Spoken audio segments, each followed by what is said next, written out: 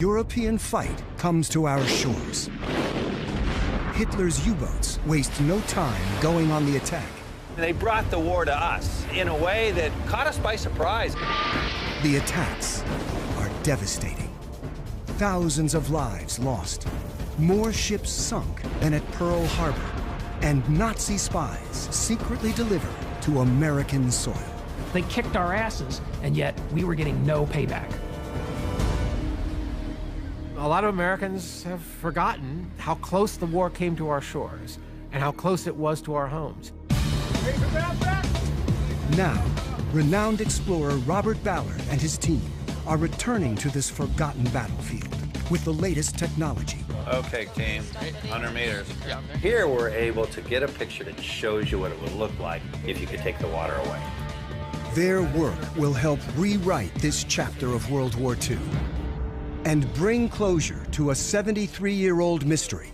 Who sank German U-boat U-166? How close did the Nazis come to victory in the Atlantic? Right now, on this Nova National Geographic special.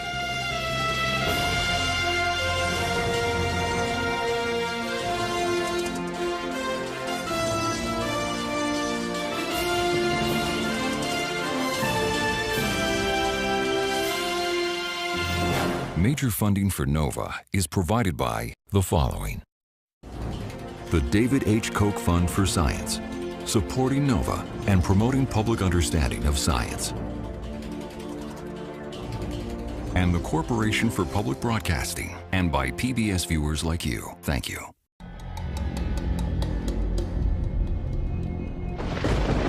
The Gulf of Mexico, 120 miles off the coast of New Orleans. These peaceful waters were once the setting for a violent, little-known chapter of World War II.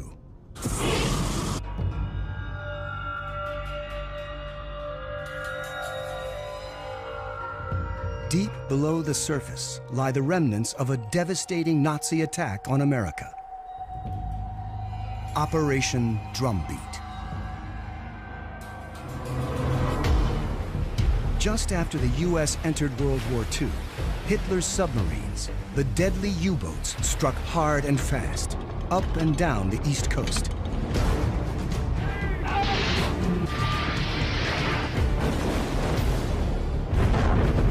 They hunted down and sank the vulnerable cargo ships that were critical to the Allied war effort.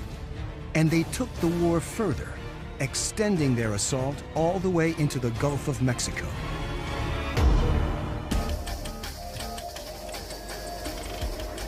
Now, explorer Robert Ballard and his crew prepare to investigate this battlefield.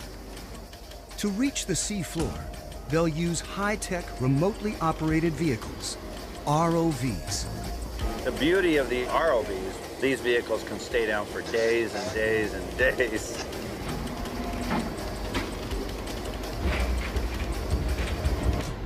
There, just has a 6-8 wrap as well. So he's going to come around to that. Make sure that's his. Square up on the target and drive over to it.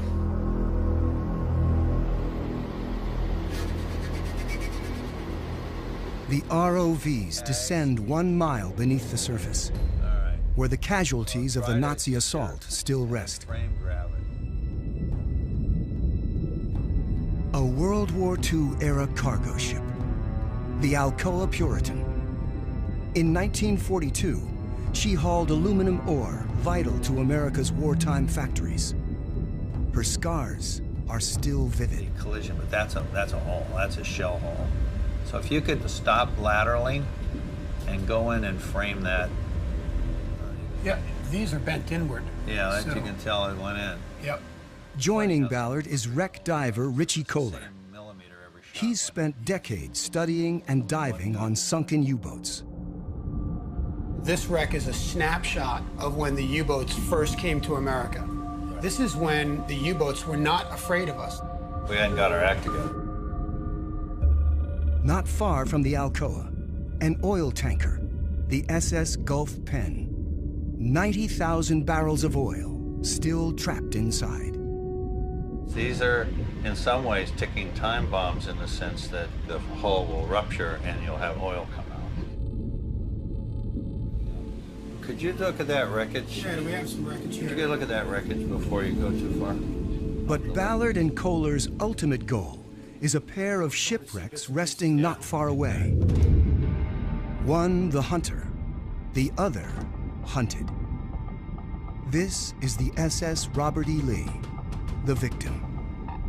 In 1942, 407 souls walked these decks. On board the Robert E. Lee was not only passengers, but there were actually survivors from previous German U-boat sinkings that occurred out in the Atlantic Ocean. Square on the gun a little better. A 3-inch deck gun had been added for protection against the U-boat threat. This gun never went into play. They never had a target. He's locked up. Yeah, he's in a stored position. The attack came with almost no warning. You can almost imagine them standing along the side, looking at what they thought was a porpoise, and then it makes a turn and comes into them. It's actually a torpedo. Today, the fatal wound inflicted by the German torpedo is hidden beneath layers of silt on the ocean floor. It's amazing that most of the damage is not visible. No, we're looking at a ghost ship. I mean, it's obvious that it was abandoned. We can see where the 4 lifeboat davits were swung out. Within 5 minutes, these people were in the water, fighting for their lives. Just over 1 mile away, the attacker, German U-boat U-166. Missing for 59 years, her rusting hull was spotted in May 2001 during survey work for a new underwater pipeline. But how did U-166 sink? Who was responsible? And why is she lying so close to her victim? The official record offers little clue. For decades, the circumstances of this U-boat sinking have been mired in controversy. In 1942, a young destroyer captain, Commander Herbert Claudius, claimed credit for the kill. But the official report said Claudius botched the attack. It was one man's word against the U.S. Navy in a case obscured by the fog of war. Ballard and his team believe their technology, building on the earlier survey work, can finally put the question to rest. It isn't until fairly recently that this submarine's been found. I'm going to use my technology and see if an injustice was done that needs to be corrected.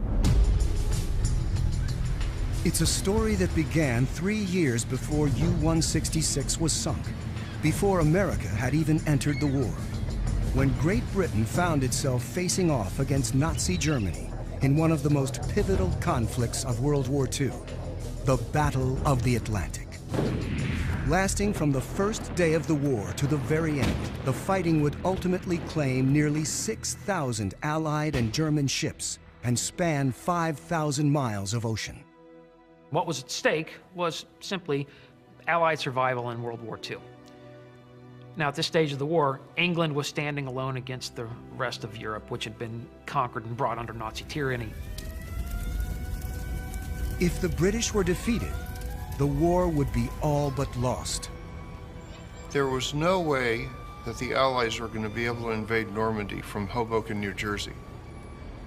It just wouldn't have worked. You needed a launch pad. The launch pad was England. But as an island nation, Britain was vulnerable. Its survival depended on supplies imported from abroad, raw materials, food, weapons, roughly 1 million tons of cargo a year crossing the Atlantic. By 1941, the Nazis were close to cutting off that flow. The key to their success was the Unterseeboot, German for underwater boat, known to the rest of the world as the U-boat. The Nazis built nearly 1,200 of these deadly machines. They were meant for one purpose only: to attack. At either end of the U-boat were tubes for launching torpedoes, 23-foot-long underwater missiles. At its center, the conning tower. Below it, a maze of controls for steering, diving, and surfacing. Submerged, a U-boat's survival depended on its pressure hull. Invisible from outside, these structural ribs and steel plate were all that stood between the crew and thousands of tons of seawater. Like today's hybrid cars, U-boats relied on a combination of internal combustion engines and battery-powered electric motors for propulsion. On the surface, air-breathing diesels could drive up to 18 knots, roughly 20 miles an hour. Underwater, the electric motors took over, but the batteries were a critical vulnerability. They typically lasted less than 24 hours, and the diesel engines could only recharge them on the surface. A U-boat is ultimately a submersible rather than a true submarine. It's not intended to operate perpetually beneath the water. They have to be on the surface several hours every day in order to recharge their batteries. And a U-boat on the surface was a target.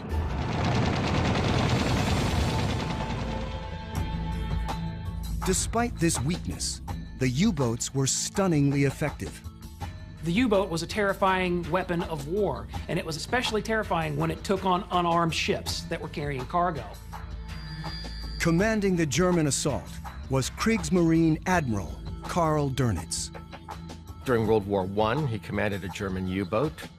That's where he learns a lot of his lessons. He could be harsh at times, but the U-boat men considered him a just leader, and that's why they followed him all through the war. With the U.S. still neutral, Dönitz focused his fleet on the British ships. Wolf packs, groups of U-boats ranging from 3 to more than 20 subs, swarmed and overwhelmed the British convoys. Dönitz directed the wolf packs himself via long-range radio. Admiral Dönitz was a very hands-on type of manager. He wanted to know where his U-boats were at all times. He required them to call in on a daily basis. The Allies could hear the transmissions, but they couldn't understand them. The Germans had a secret weapon, the code machine known as Enigma. The Enigma machine itself looks like a very elaborate typewriter that encodes and decrypts the messages as they're sent and received. The secret of the Enigma machine was its constantly changing code. With every keystroke, the code rotors that scrambled the message shifted slightly, generating a new code. No word would ever be encoded the same way twice. Every day, the sender and receiver set the rotors to a position listed in codebooks each operator carried. The Allies had secretly copied one of the machines, but without knowing the settings, they had no hope of deciphering the messages. By 1941, the Enigma-equipped U-boats were winning the Battle of the Atlantic. England was being starved into submission. In fact, British Prime Minister Winston Churchill would later say that there was only one thing that he feared during World War II, and it was the U-boat. Then, a breakthrough. In May of 1941, U-110 stopped reporting in. German command believed her sunk. In reality, she had been captured off the coast of Iceland. Her Enigma machine and the codebook specifying the settings were shipped back to London. British mathematician Alan Turing and a secret team of codebreakers went to work. The British were able to break the German naval ciphers by the end of May, beginning of June 1941. That was critical for saving British convoys for the rest of 1941. The Germans had no idea. Mathematics, not munitions, had bought the British crucial time. Until December 7th, 1941, when the Japanese bombed Pearl Harbor, And everything changed. With America officially at war, U.S. ships could now be targeted. Admiral Dönitz seized the opportunity to tilt the battle back in Germany's favor. He knows that right after Pearl Harbor, if he sends U-boats across to attack the U.S. Atlantic coast, he knows he'll get a big payoff because the United States won't be ready. Dönitz believed his U-boats could cut England's lifeline of vital cargo by striking at the source. Operation Drumbeat was born. But with his U-boats stretched thin, Dönitz had only a handful of long-range boats, known as Type 9s, available to send to America. He assigns 6 Type 9 U-boats, and then one of them falls out, so it's only initially 5 Type 9 U-boats to operate off the U.S. East Coast. The trip to America took 3 weeks. British codebreakers warned the U.S., but in the wake of Pearl Harbor, the Navy had other priorities. Neither the U.S. Navy nor the Army Air Forces was prepared. Not only did they not have the airplanes and the ships available, but the ones they did have available did not have the sensors or weapons that could destroy a U-boat. Even basic protective measures were ignored. You got to remember, all of Europe is blacked out now, and all the lights are on. There seems to be no alerts whatsoever. Officials worried a blackout could disrupt commerce. But no blackouts meant cargo ships were perfectly silhouetted against the bright lights. They found, in effect, U-boat Disneyland. It was wonderful. Horst von Schroeder was watch officer on U-123. We closed the shore within, say, 2 or 3 nautical miles. We smelled the forest ashore, and we saw the autos, the cars running on the shoreway. Erich Topp was commander of U-552 and the 3rd most successful U-boat commander of the war. It was a shooting of hares. It was because the Americans at that time had not developed the countermeasures against submarines. And so we had a very easy game there. It took 1 week, as I remember, only. 1 week all the time, and we sank, I think, about 10 ships. In fact, they returned to their ports on the Bay of Biscay coast of France, empty, having fired all of their torpedoes.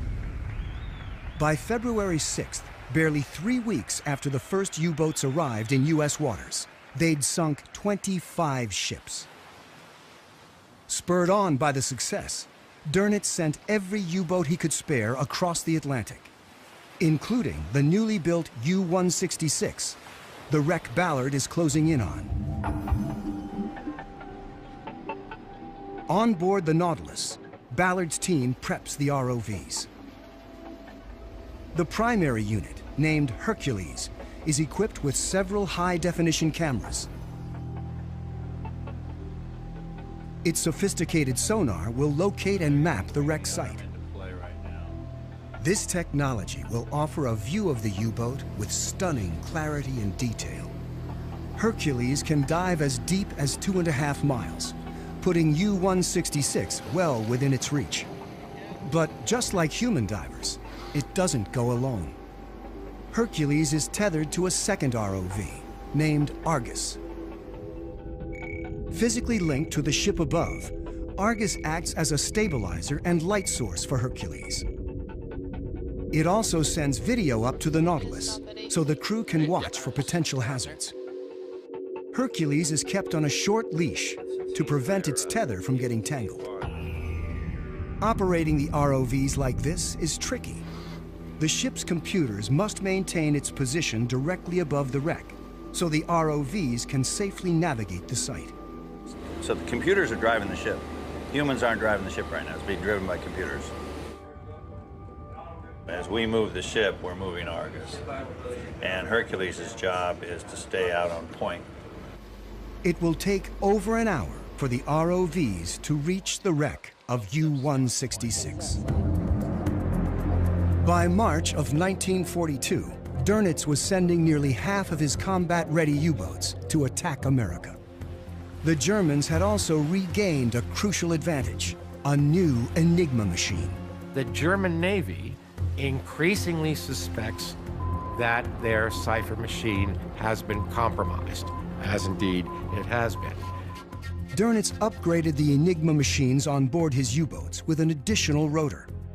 Overnight, the new machine, nicknamed Shark by the Allies, made their code-breaking useless. From then on, the Germans were well ahead in terms of information, because the Allies no longer could read what the Germans were planning. For Dönitz and the U-boats, the hunting was almost too good. They kept running out of torpedoes and fuel and had to travel 3,500 miles back home to resupply. Until German engineers came up with an inventive shortcut, the Type 14 U-boat, dubbed the Milk Cow. The Milk Cows were not designed to fight. Instead of carrying offensive weapons, they just carried extra fuel and provisions and even extra torpedoes for the U-boats. With 430 tons of fuel and supplies, the Milk Cows were floating gas stations. And the Germans had an ideal location to deploy them: the Atlantic Gap. Aircraft based in North America, aircraft based in Iceland or Greenland or in the United Kingdom, their umbrella of coverage left a gap right in the middle. That mid-Atlantic gap was an area where U-boats knew that they could operate with impunity because no Allied aircraft could reach that gap. The Germans seemed to hold every advantage. The U-boats were virtually unstoppable. By April of 1942, 3 months into Operation Drumbeat, nearly 250 Allied ships had been lost in American waters. Not a single U-boat had been sunk. Happy times, they called it. In Germany, die glückliche Zeit. There were more targets available than they could cope with. And the U-boat missions were only becoming bolder. In June 1942, the Nazis carried out one of their most daring attacks on America. Known as Operation Pastorius, the program used U-boats to land teams of Nazi spies on American soil. The overall plan was that German saboteurs and spies would attack vital railroad bridges, aluminum plants that were making the skin of the aircraft that would ultimately drop bombs on German cities, and the U-boat contribution to this mission was vital. It couldn't have been done without them. 2 teams of spies were landed, one on Long Island, New York, the other near Jacksonville, Florida. The spies dispersed into the civilian population and began their preparations. Meanwhile, Dönitz and the U-boats kept probing American defenses. They soon identified an enticing new weak spot: the shipping lanes in the Gulf of Mexico. We had lapsed into the thinking that everything's fine in the Gulf of Mexico because the enemy is not there. And so Dönitz sends them into the Gulf of Mexico, realizing that he'll get yet another big payoff with the Gulf of Mexico. And oh God, what a payoff he got. In the month of May 1942, he sank 41 ships. That's more than 1 ship a day going down in flames in the Gulf of Mexico. It was to this hunting ground that U-166 would be assigned for her first patrol in America. Home movies recorded by U-166's captain, Hans Gunther Kuhlmann, show the young crew training just weeks before the mission. On June 17, 1942, they left port and set course for America. They would never be seen again. 6 meters. There's bottom. There you go. Aboard the Nautilus, Bob Ballard is trying to understand their final moments. What's it say, target bearing? Target bearing is 230. Yeah, so it should show up on sonar. They're coming down closer. They know it. After reaching American waters in July of 1942, U-166 quickly sank 3 ships and was looking for more off the coast of Louisiana. On the afternoon of July 30th, another target appeared in her sights. The Robert E. Lee, making its way to New Orleans. U-166 launched a single torpedo. The passenger ship never fired a shot in return. Within minutes, it was sunk. But what U-166 didn't realize was that the Robert E. Lee was not alone. She had a naval escort ship, PC-566. Its captain was a young naval officer, Herbert Gordon Claudius. Well, he was a farm boy from Nebraska, and he, I guess, wanted to get out of Nebraska. And then, of course, his first ship in the Navy was the PC-566. PC-566 had been commissioned only the month before. Claudius and his crew were about to see combat for the very first time. As soon as a German torpedo struck Robert E. Lee, Claudius swings the PC-566 into action. One of the men on deck of PC-566 observes a periscope in the water. Claudius then turns the vessel toward that periscope sighting. He's doing that in an attempt to approach from its blind side. A U-boat's periscope has a narrow field of view. With the U-166's lens pointed at the sinking Robert E. Lee, the German captain couldn't see the Navy ship coming. He's in the fray right now. He's trying to kill this guy. He wants to sneak right up on top of that guy so he can't get away. He's bearing down on it as fast as he can, and when he's 120 yards away, he sees the periscope retract.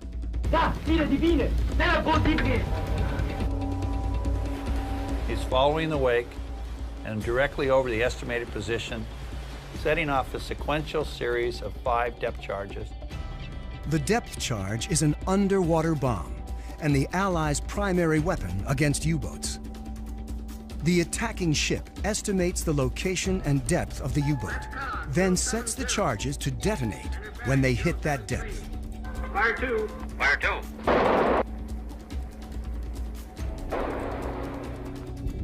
Water pressure triggers the explosion, sending a shockwave ripping through the ocean. The explosion isn't powerful enough to blow up a U-boat. The idea is to simply crack its pressure hull. Then let thousands of tons of seawater finish the job.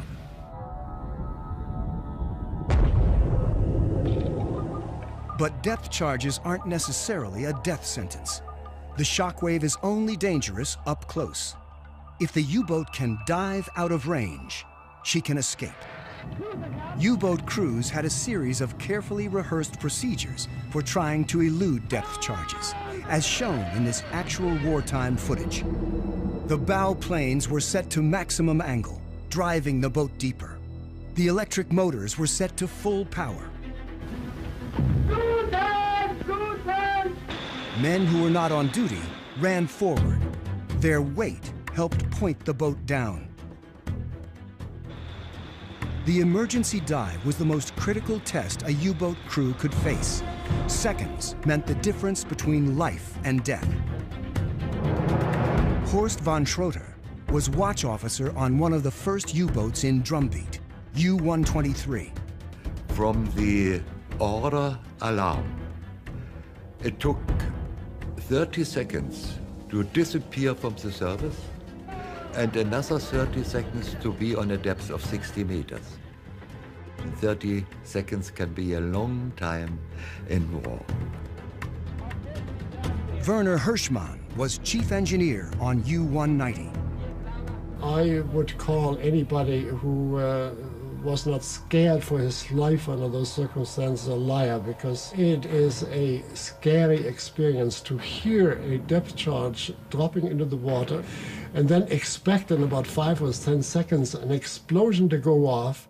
There's nothing you can do. You can just sit there and wait. And this period of lack of activity is really unnerving. The crew of U-166 left no record of their final moments. They didn't send a radio report that day, or even a distress signal. All that is known comes from the report filed by Claudius. He dropped a second round of depth charges.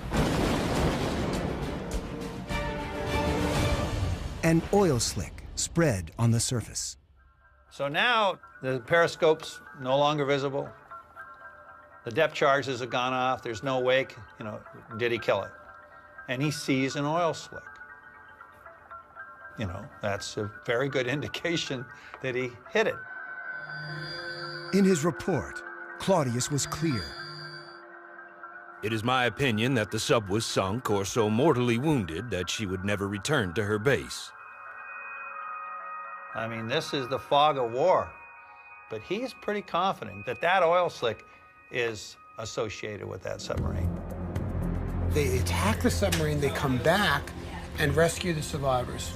The 400 people that are in the water from the Robert E. Lee. Claudius radioed for help, knowing that his ship was too small to rescue everyone. It's not that big a ship. It was so top-heavy that he actually had to unload some of them back into lifeboats so that his ship became stable. But then 2 other ships came out, and between the 3 boats, they took them back to New Orleans.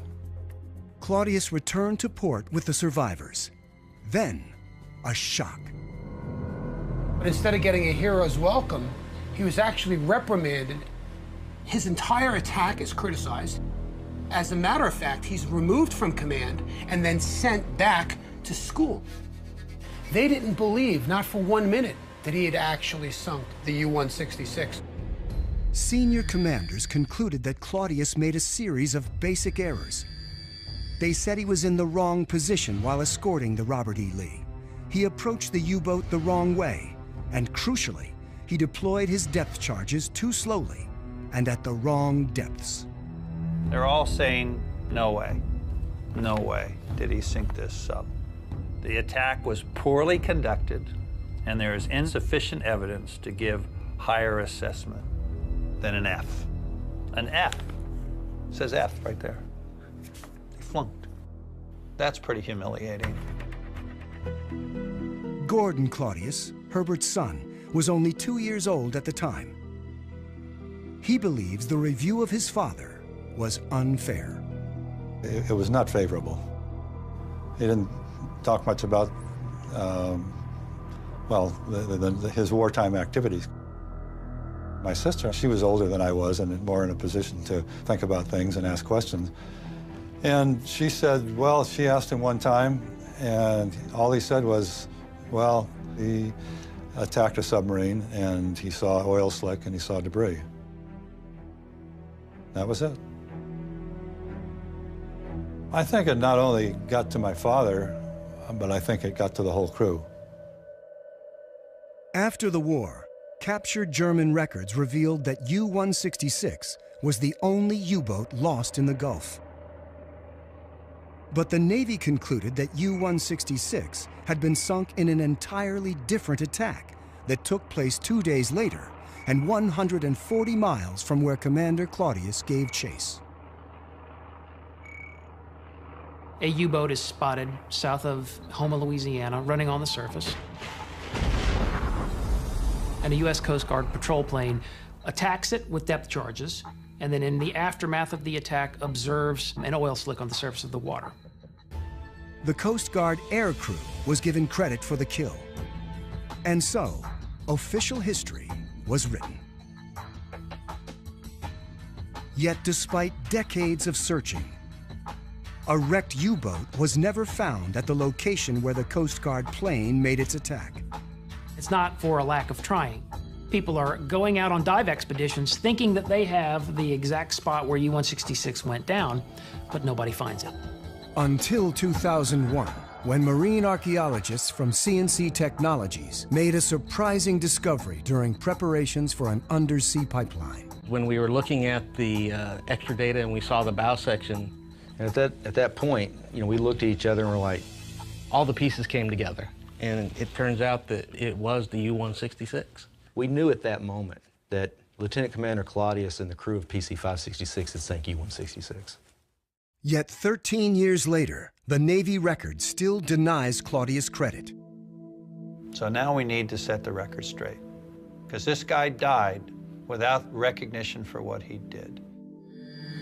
Unless Bob Ballard and Richie Kohler can find a way to prove to the Navy that Claudius was responsible, the official record will stand as is.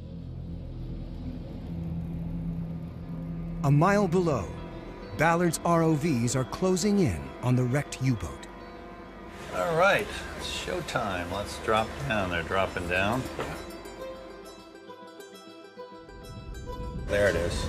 There she blows. Yeah. Oh, wow. She is in incredible condition, right where the previous survey said she would be. Part of the submarine looks like we could just blow off the dust, start the engines, and go. Right. 250 feet long, weighing 1,100 tons. In 1942, U-166 was a state-of-the-art killing machine.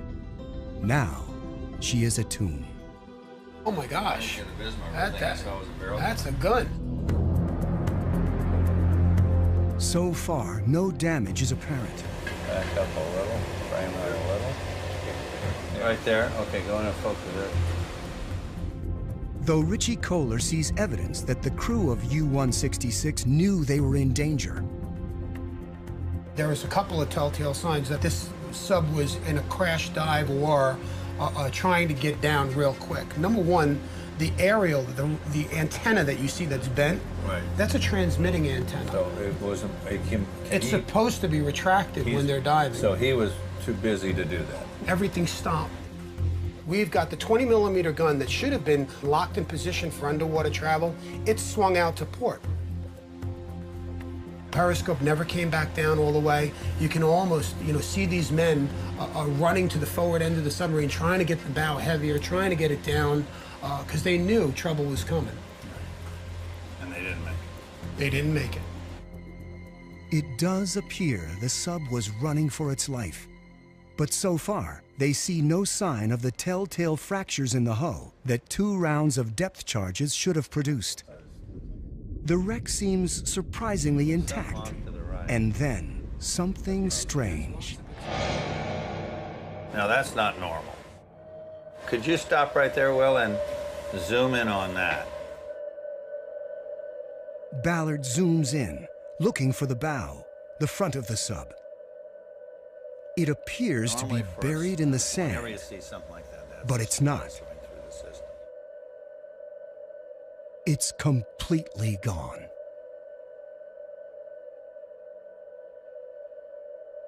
There's no way a depth charge could have sheared off the bow of U-166 like this.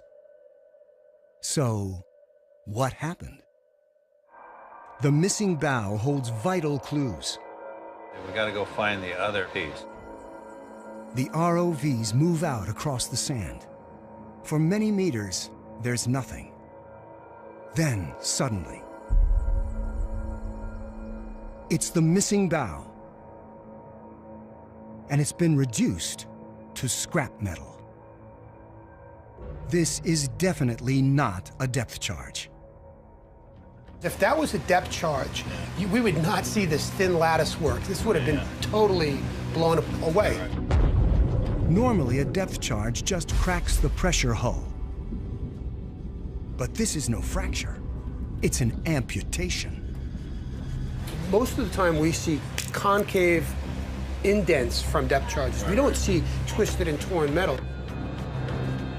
With this level of destruction, it makes it difficult to ascertain what caused what. Up, down. It's a conundrum. The location supports Claudius's claim that he sank this boat. But the damage doesn't match a normal depth charge attack like the one Claudius made. To understand what happened, the team needs to put the 2 pieces of U-166 back together. Now, we know that we've got this up in the bow, separated, and then we don't know how much of Well, this is it'll in be the interesting. We take the 2 pieces, and we see how much of it we see. Put them together, and you see what you're missing. But the visibility is too murky to image the entire wreck in one shot. Well, we can't see very far underwater. I mean, if you're lucky, you can see 30, 40 feet. Fortunately, Ballard's ROVs are equipped for just such conditions.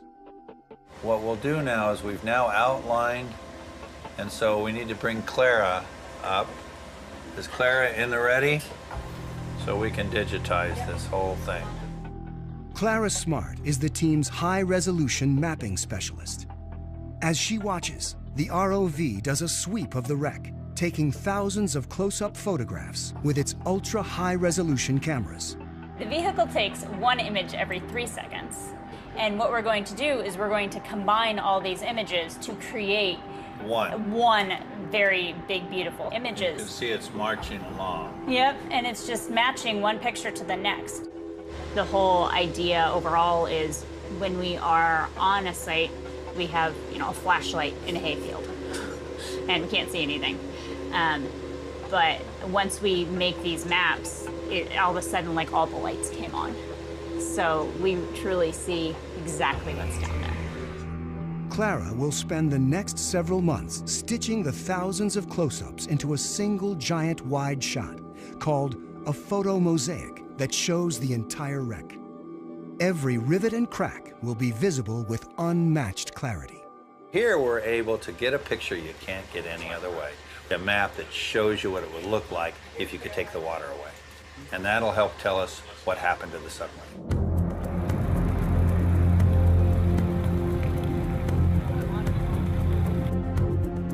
Back at the University of Rhode Island, Clara gets to work.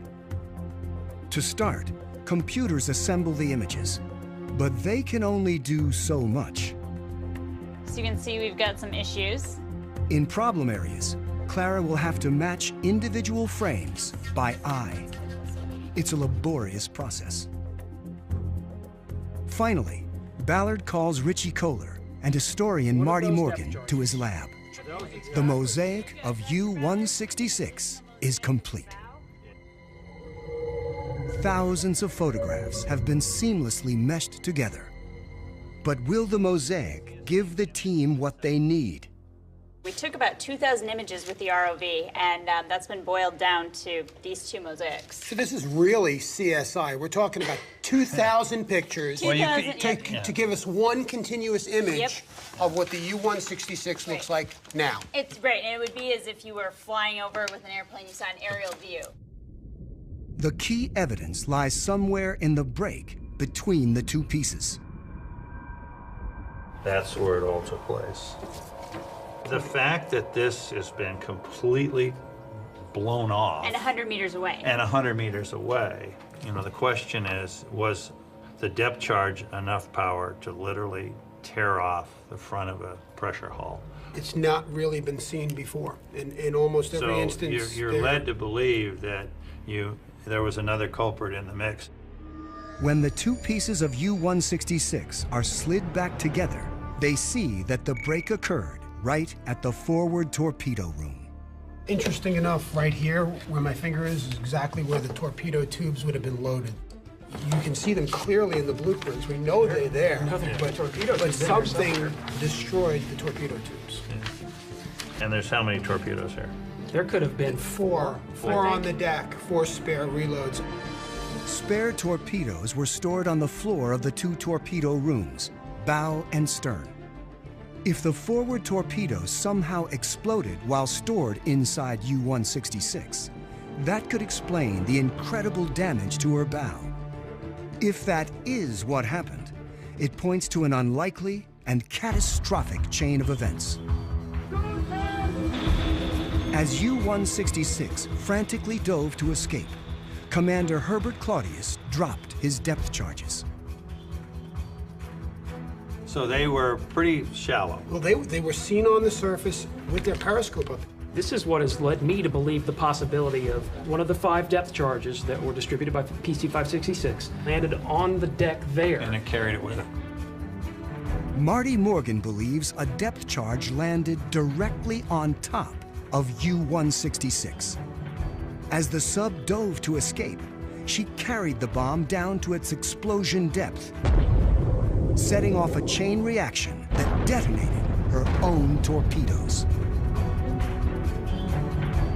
That would make sense because Clearly, it was so instant. He's just putting his periscope down.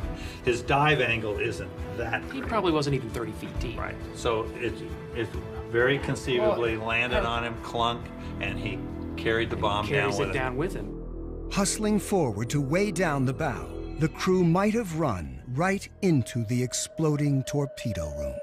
If you understand how the German submarines would dive, one of the things they would use the crew for is ballast. They would tell the crew to run, Run to the front. and that's exactly where it happens. The team is convinced. While a depth charge couldn't produce the damage seen on U-166, it could have detonated her torpedoes. Combined with the U-boat's location, it makes a persuasive argument. Instead of being reprimanded for his attack, Commander Herbert Claudius should have gotten a medal. A nice shot. Perfect shot, actually. Couldn't have done it better. But the team still faces a huge hurdle, convincing the U.S. Navy. Ballard, a former Navy commander himself, puts their findings in writing and forwards them to the Chief of Naval Operations, the most senior officer in the Navy. 73 years after the battle, the Navy agrees to review the case. Though it wasn't apparent in 1942, even as U-166 sank to the bottom, Operation Drumbeat was already drawing to a close. The sinking of 166, this is the first time we actually, in the Gulf of Mexico, drew blood. Didn't mean that we had taken the teeth away from the U-boats. No, they were going to continue to sink ships, but now it was going to cost them. It was going to cost them dearly. Allied science and engineering were finally beginning to turn the tide.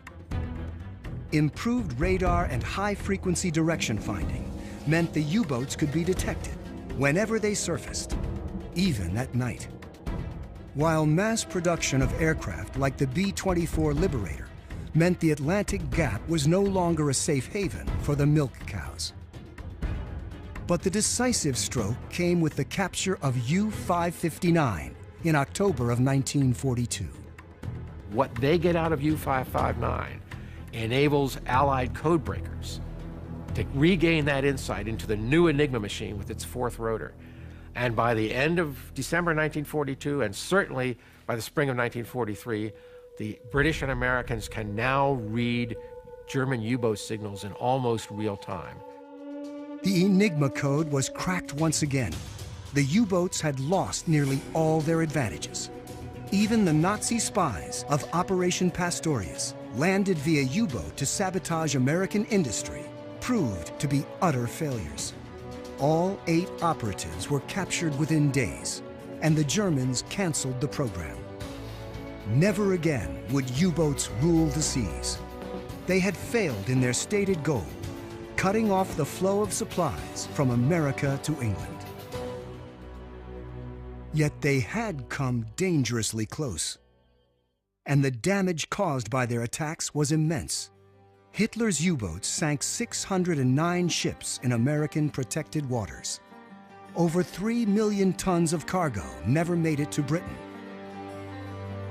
And over 5,000 lives were lost. On the German side, out of the 743 U-boats lost in World War II, only 10 were sunk in American waters.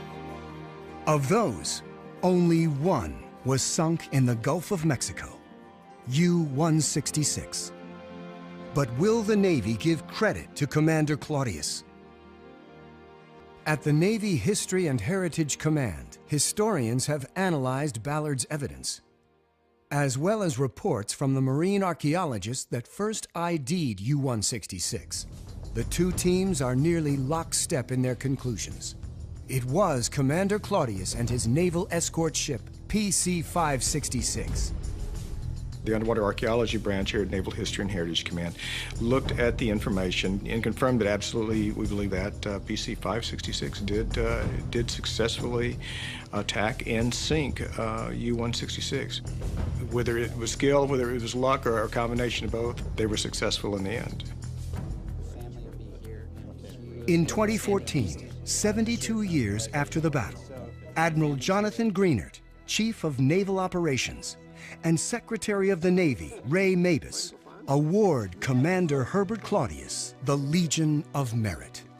Well, good afternoon, everybody, and we're here to recognize and actually to honor Lieutenant Commander Herbert G. Claudius. This is really, for me, a story, I think, of history, obviously, but also a story of explorers, of shipmates, of friends, historians, and I think relentlessness to set the record straight. Gordon Claudius, the only surviving child of Herbert Claudius, is here to accept the award on his father's behalf.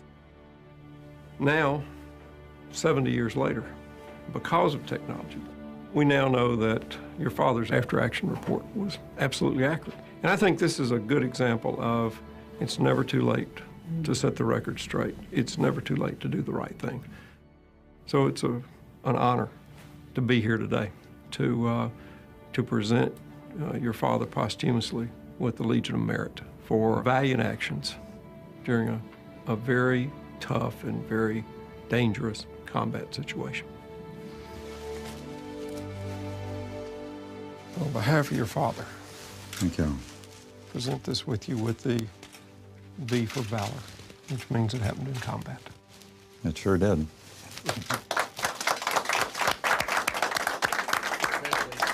This really brings closure on a story that began a month before I was born 73 years ago.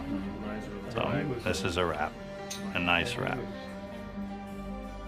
So long after the conflict, World War II is fading history. Few remember the battles Herbert Claudius and other heroes once fought, so close to our shores. But the sunken remains are still there, often nearer than we know.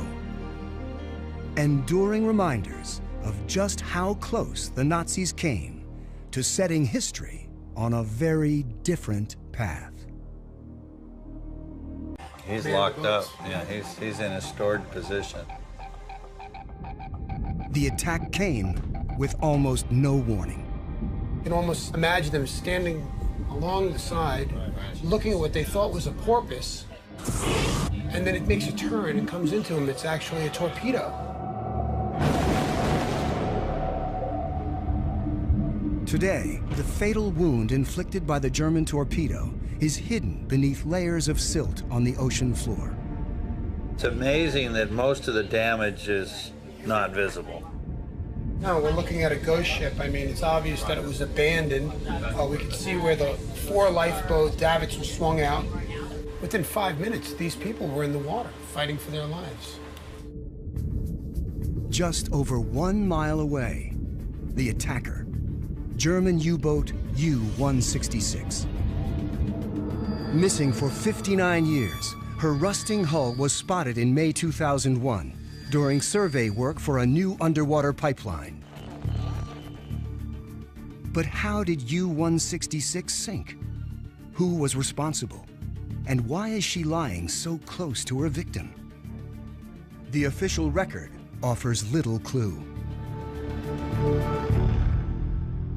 For decades, the circumstance extending their assault all the way into the Gulf of Mexico.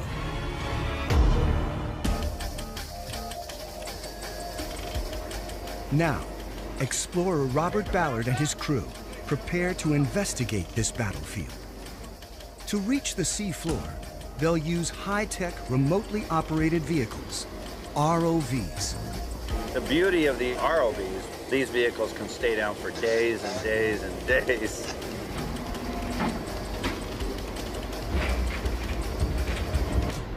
There, just has a 6.8 wrap as well. So he's going to come around to that. Make sure that's his. Square up on the target and drive over to it.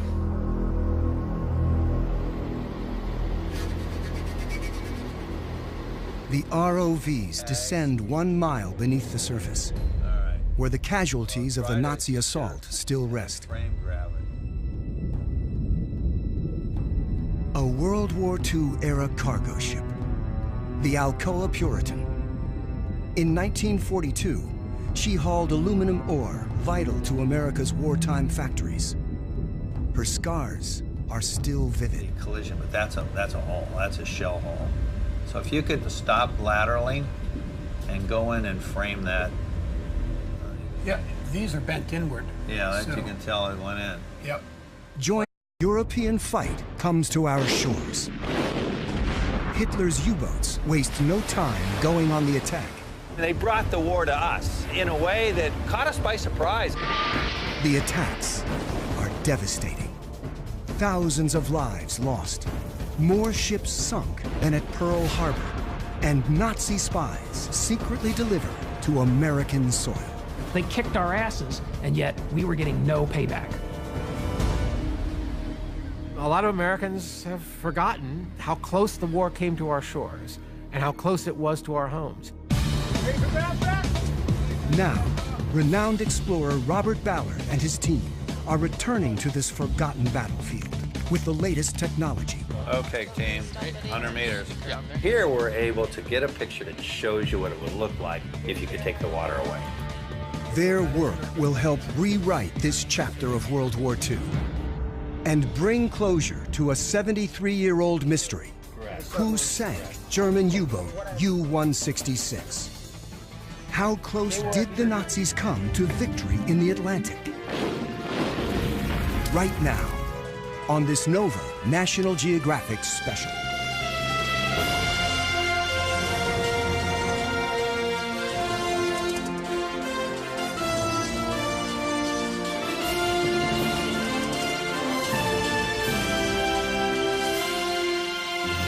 Major funding for NOVA is provided by the following. The David H. Koch Fund for Science, supporting NOVA and promoting public understanding of science. And the Corporation for Public Broadcasting, and by PBS viewers like you. Thank you.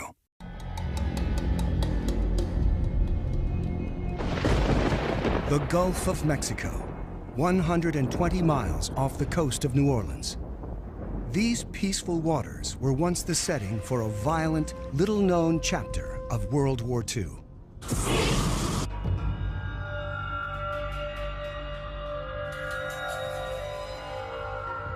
Deep below the surface lie the remnants of a devastating Nazi attack on America. Operation Drumbeat. Just after the U.S. entered World War II, Hitler's submarines, the deadly U-boats, struck hard and fast, up and down the East Coast.